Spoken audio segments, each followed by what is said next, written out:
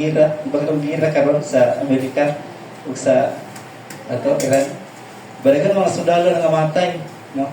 So andam gid sila magpakamatay para ma-secure lang ato kalibutan. Pero dili sa kalibutan. Pero atong spiritual life, spiritual living nato, si Jesus Christ lang maka himo sa pag-secure sa atong kaugalingon. Kung mamatay na ta, usa ka gyud sa langit. Pero kung wala tay pagtuo sa Ginoo, wala tay response sa Ginoo sa atong sa salvation nga iyang gihatag sa tuwa, dili nato na siya maangkon. Diba? Sa atong mga text, nga atong mga gipangbasa sa mga verse, kung ato to siyang i-recap, balik-balik ko na to siya pag basa, rolling lang na siya ang pagtulunan nga atong patunan diya sa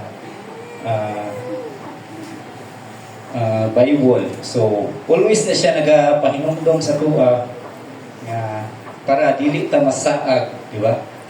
Duha man ka klase ang Christian, di ba? Kung gisulti ni pastor, duha ra ang isa the submissive, ang isa the non-submissive. No? So, taga sa ato gamay pagtagad, what is the meaning of the non-submissive o the submissive? So, ang submissive, mga magtotoo na siya na nakabatunag Christ sa ilang kinabuhi. No, so, nagbasa na sila sa balaang kasulatan, nituo na sila, nidawat na sila kang Jesus Christ. Muna siya ang word of submissive, mga magtotoo nga andam, maminaw, sa pulong sa Ginoo. Ayun ba? No? So, andam siya udawat sa pagtudlo, sa pagtulit, pinaagi sa pulong sa Ginoo. It is a man na nagsunod siya sa atong kabubuton sa atong Ginoong Kristo nga bisan sa kasakit, sa kalipay, bisan sa mga pagbadlong nga sakit, ano magunta? Pupunta mayo sa Ginoo ba? No?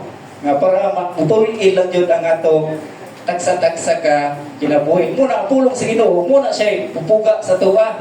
Kinahanglan, kanuna siya nagaparimay sa tuwa, sa atong pagbasa. No? Basahon man nato ang pulong sa Ginoo. Muna siya mo, hindi ka magbasa-basa pulong sa Ginoo. Wala ka. Huwag kay kaalam nga espirituhanon. So, dili matubo ang atong espirituhanon na pagtubo. Di ba? So, muna siya ang pinaka-importante. Ang submissive nga believers, mas pilion niya ang kabubuton sa Ginoo kaysa sa iyang kaugalingong kabubuton. Di ba? Inana siya ang submissive nga Christian.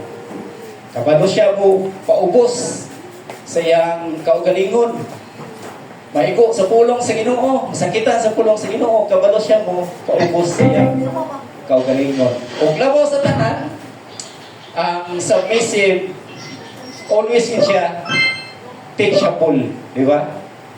Kanang matuluan siya ba? Andam siya magpatulo sa iyang kaugalingon nga kung di siya nakasala, asa siya nakasala, isugin niya kang Jesus Christ. 1 John 1:9. O inana, kung nakasala ta, yes, isugin lang nato atong sala gato kay Jesus Christ. Diba? Always na Ginoo mapasaylo sa atong mga sala. Diba?